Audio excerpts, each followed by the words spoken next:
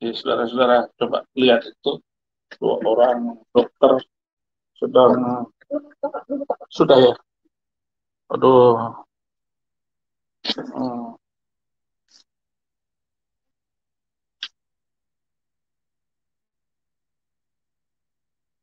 saya kelas 1 SMP masuk rumah sakit dan hampir meninggal waktu itu. Hmm, saya hampir meninggal kena kolera gitu. Sekarang corona gitu.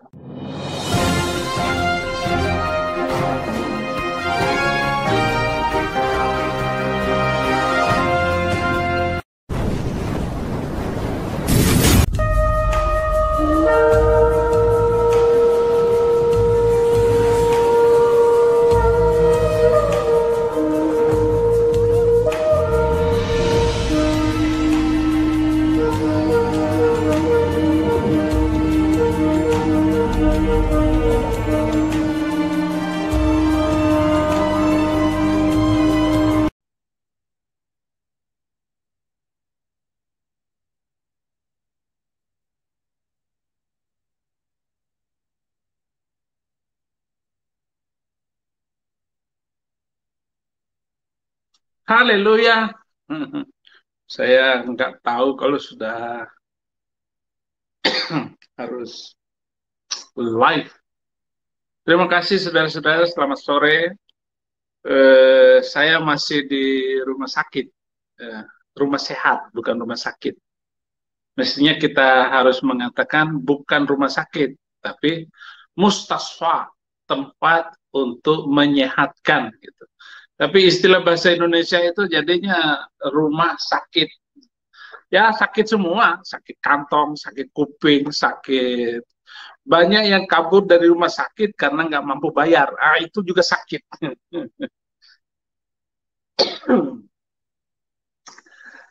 Markus 14 ayat 31. Tetapi dengan lebih bersungguh-sungguh Petrus berkata, sekalipun aku harus mati bersama-sama engkau, aku tak akan menyangkal engkau. Semua yang lain, murid-murid yang lain pun berkata demikian juga. Jadi saya tidak akan takut mati. Jadi banyak orang yang takut mati karena COVID, banyak orang yang takut mati eh, karena menginjil. Saya nggak takut mati. Kenapa saudara-saudara? Saya sudah banyak melihat kemurahan Tuhan.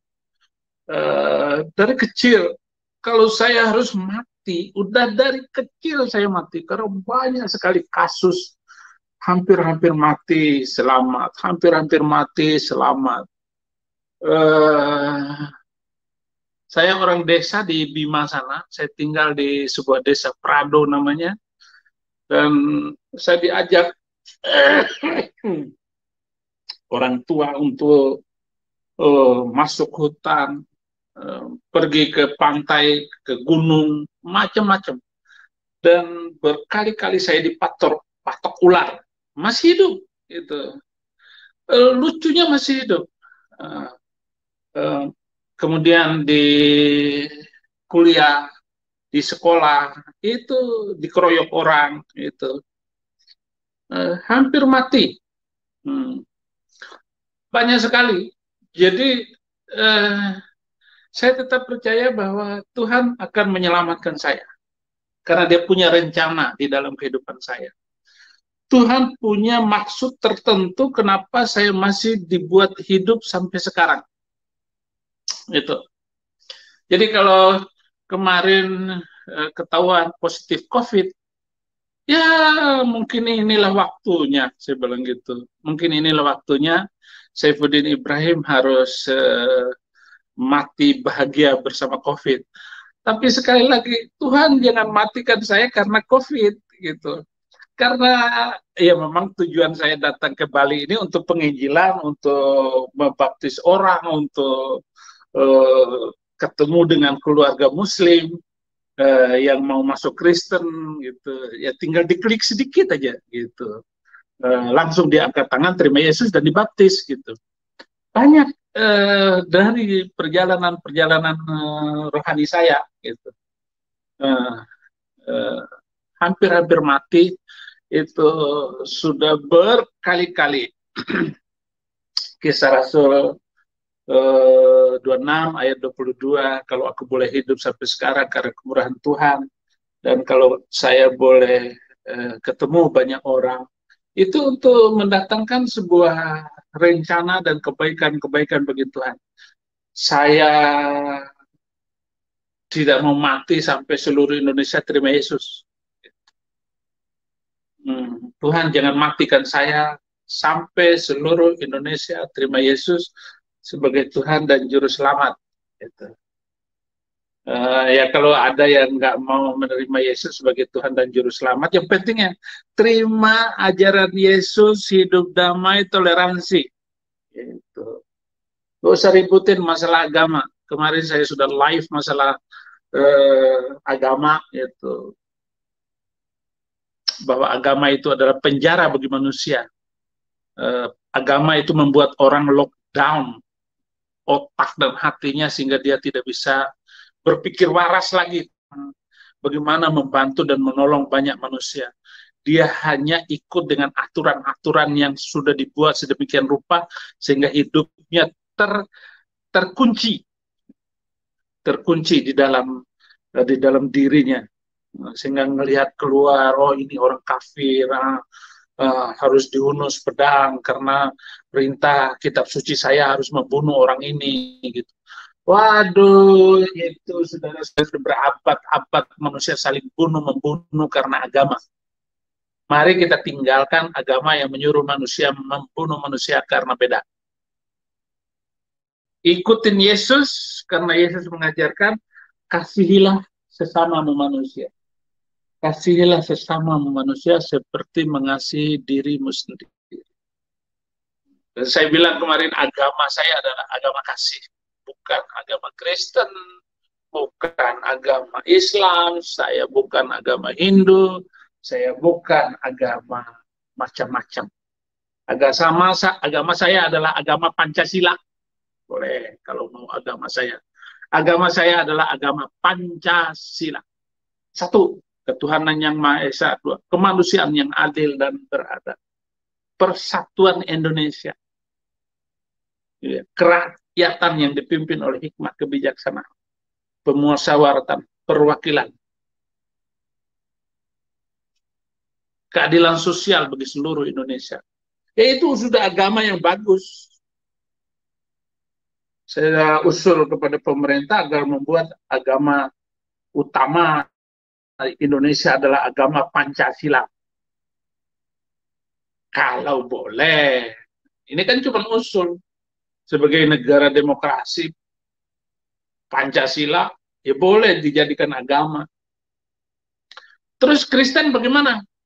Ya Kristen bukan agama. Kristen itu pola hidup cinta Tuhan. Pola hidup di dalam Tuhan, Tuhan di dalam saya di dalam Tuhan. Itu namanya agama kasih. Agamanya Yesus Kristus. Kalau mau. Dan saudara-saudara,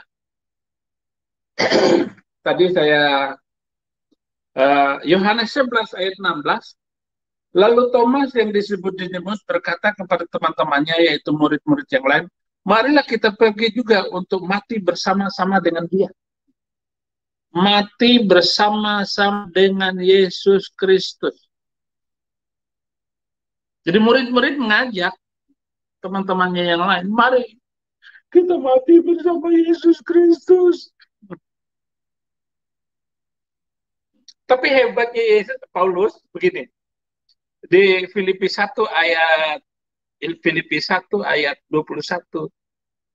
Karena bagiku hidup adalah Kristus, mati adalah keuntungan. Nah, saya melihat bahwa ayat itu bukan mati bersama Yesus Kristus. Bukan mati itu untung. Bagiku hidup adalah Kristus, mati adalah keuntungan. Saya melihat mati, mati saja untung, bagaimana hidup?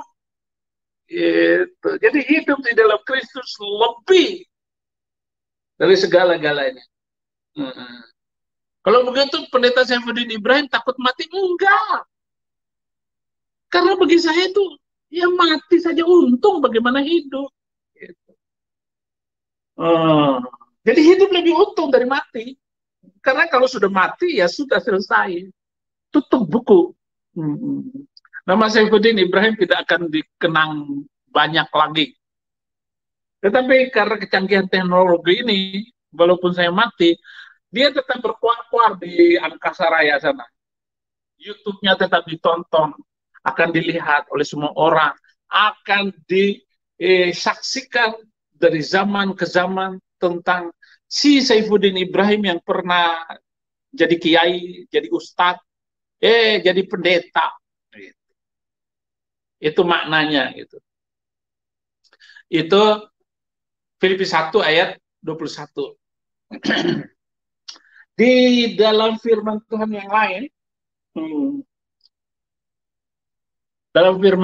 lain, Galatia 2 ayat 19. Mana ini Galatia 2 ayat 19? Ada yang bisa membacakan untuk saya?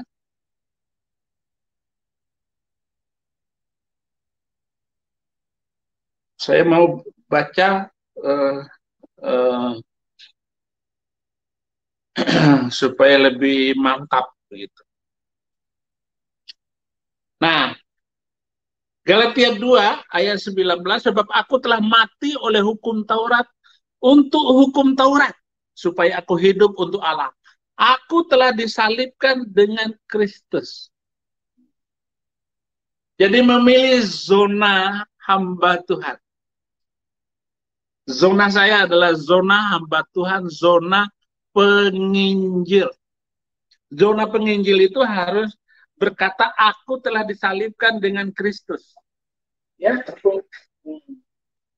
mari. Boleh. Aku telah disalibkan bersama Kristus. Kalau orang itu sudah disalibkan bersama Kristus,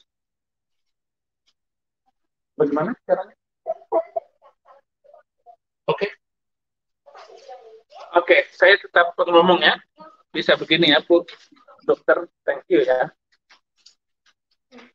Kalau orang itu sudah disalibkan, ya, badannya kemudian di atas kayu salib, nah di ayat itu, aku telah disalibkan bersama Kristus.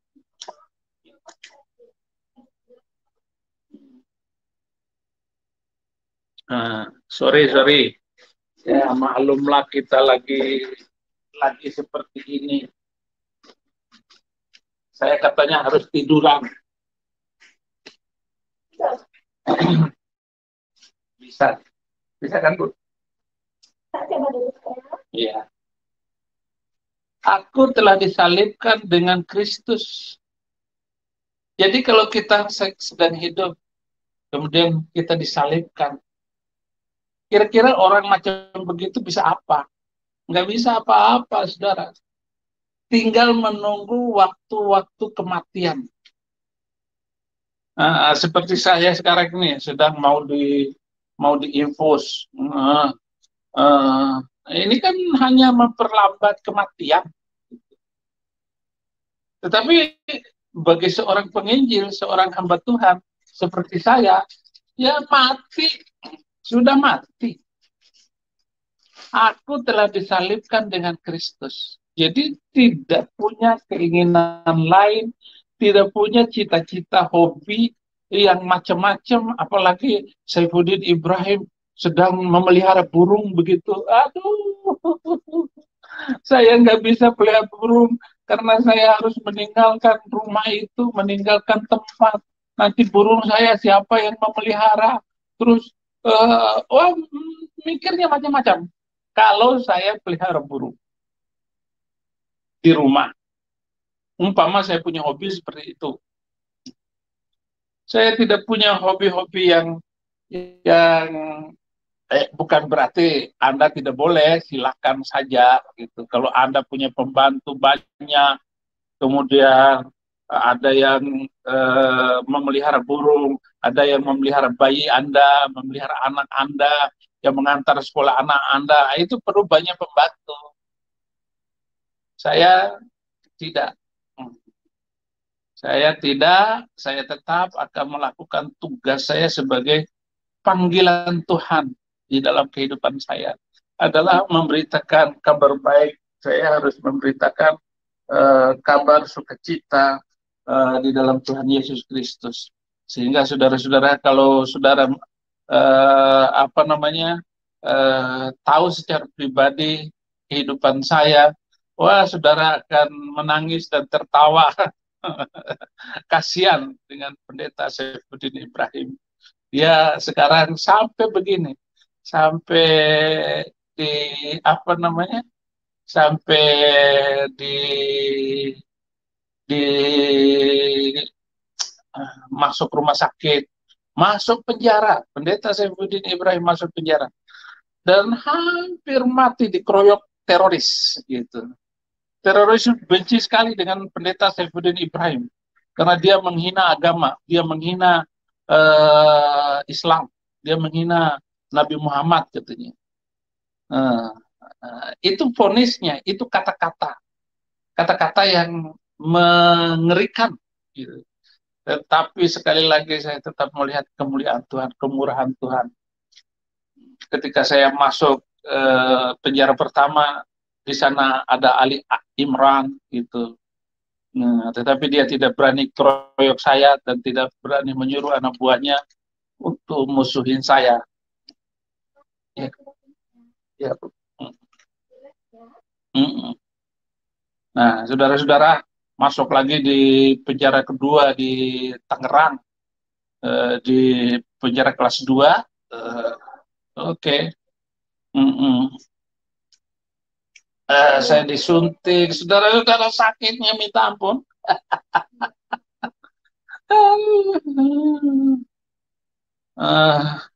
Terus di penjara itu tidak ada teroris yang ini berani. Cuman orang-orang yang kesurupan beragama banyak sekali di situ yang berusaha untuk melawan saya. Tetapi Tuhan punya cara semua. Tuhan membuat ada 5 orang Bima di penjara itu terima Yesus. Dan dia jadi pengawal saya.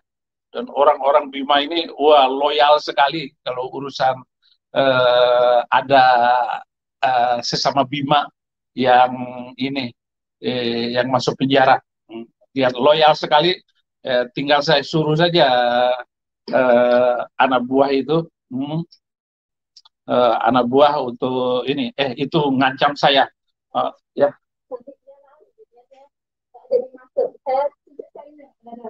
Oh gitu.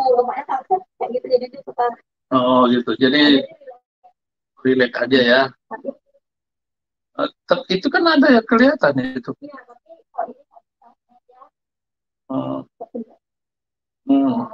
Oke. Udahlah, saya nggak tahu Bu, suster. Terserah suster. Jadi tangan saya ini bengkak, saudara, karena sudah 3 hari disuntik. Jadi sudah bengkak dan saya nggak bisa ngepalin ini. Gitu. Saya kira ini tujuan Tuhan, tangan saya dibikin bengkak begini, nanti kalau keluar biar orang ketakutan melihat tangan saya. Kalau kepalin orang sudah takut duluan. Wah, itu tangannya besar kayak begitu. Ini ya. Oh, begini ya. Oh, suster bilang saya disuruh begini-begini. Haleluya. Nah, sampai di mana tadi kita ngomong tadi? Oh, teroris. Di penjara ketiga, yaitu penjara kelas 1 Tangerang, setelah saya dipindahkan, ini penjara ini mungkin ada lebih dari 7 bulan saya tinggal. Di dalam penjara ketiga ini, ketemu dengan 5 orang teroris. Teroris Sarinah, bom Sarinah dulu itu. Oh, dia hampir tiap hari dia dia berantem dengan saya. Saya dikeroyok, gitu, dikeroyok, didorong-dorong, dijepit saya. Tapi mereka nggak berani pukul benar-benaran gitu. Hanya didorong-dorong dan disikut. Ya saya jatuh lah, dikeroyok 5 orang gitu. Mereka masih muda semua gitu. Mereka masih muda semua. Saya sudah umur 55 tahun. Sudah 54 tahun waktu itu. Tapi saya harus tetap bahagia di dalam keadaan apapun, walaupun dikeroyok seperti itu. Dan akhirnya, saudara, saya harus mengakali mereka, akalin mereka. Bagaimana saya bisa berdialog dengan dia? Mereka nggak mau bertemu, ngobrol apa, nggak mau juga. Sampai akhirnya, saudara-saudara, saya harus melatih 50 orang napi di dalam penjara itu, dan setiap hari saya perlu 50 bungkus nasi. 50 bungkus nasi karena melatih 50 orang napi untuk menginjil. Oke, saya harus melatihnya. Dan ternyata teroris ini yang menyiapkan 50 bungkus nasi. Dan setelah dia tahu bahwa yang membeli 50 bungkus nasi ini adalah pendeta Saifuddin Ibrahim, baru dia diam. Mamon mengalahkan teroris. Jadi mamon itu, kata Tuhan Yesus, pakailah mamon untuk pergaulan. Jadi kalau kamu punya kelebihan sedikit uang, 10.000, 20.000, kasihkan ke siapa. Oke. Bagaimana?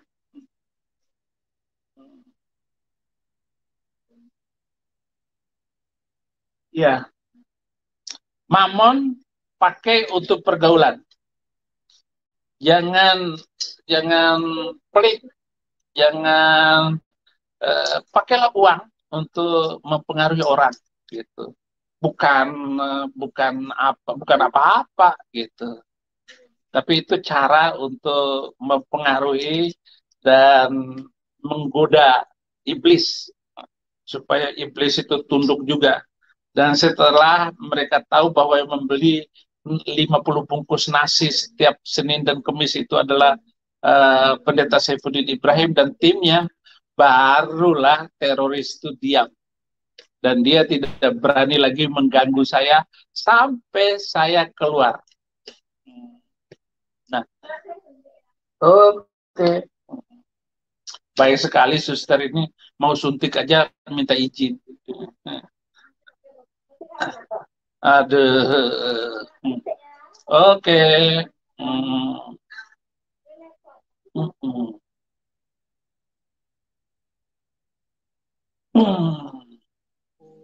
Rupanya memang kulit ini sudah tua ya, susah, suntiknya saja susah masuk.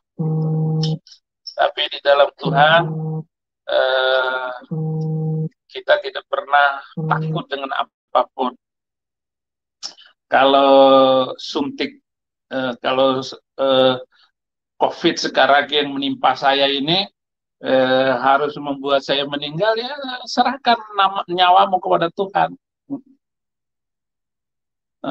Berikanlah kasih karunia itu menyelesaikan segala urusannya. Ya, saudara-saudara. Jadi dalam kamar saya tetap pakai ini masker gitu. Saya harus minum madu, saya harus banyak makan. Nggak ada diet di sini. Kalau diet ini kurang bagus untuk COVID.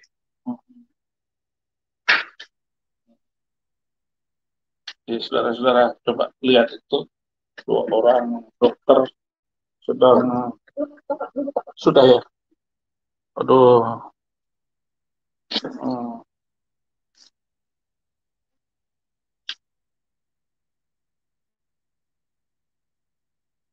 Saya kelas 1 SMP masuk rumah sakit. dan hampir meninggal waktu itu. Saya hampir meninggal kena kolera gitu. Sekarang corona gitu. Ya, jangan sampai dulu kolera lolos, ya ini corona.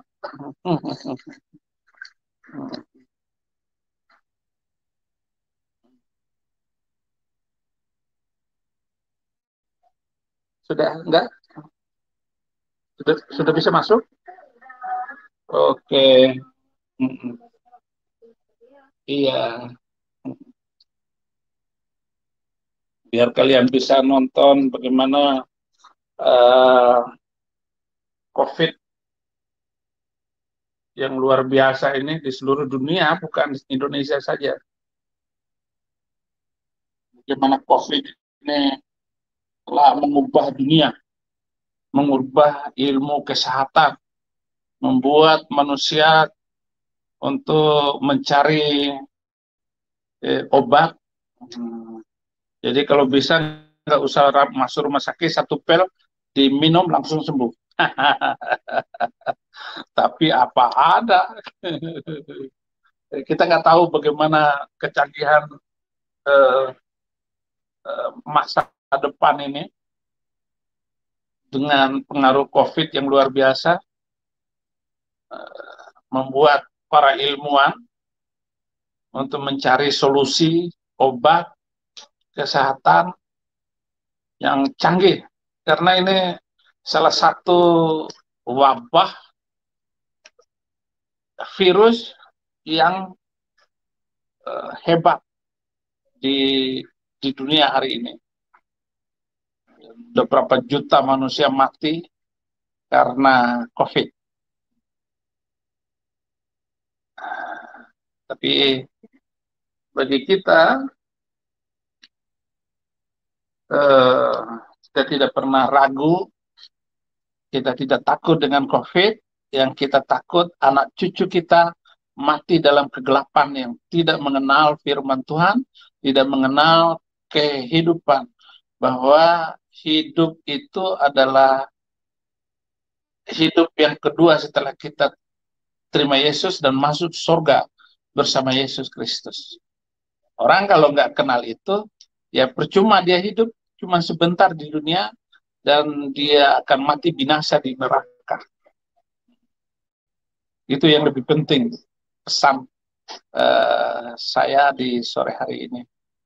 Terima kasih banyak, karena nanti sebentar lagi saya akan ada 2 Zoom yang akan saya laksanakan. Zoom live di, ya. Thank you, thank you, thank you.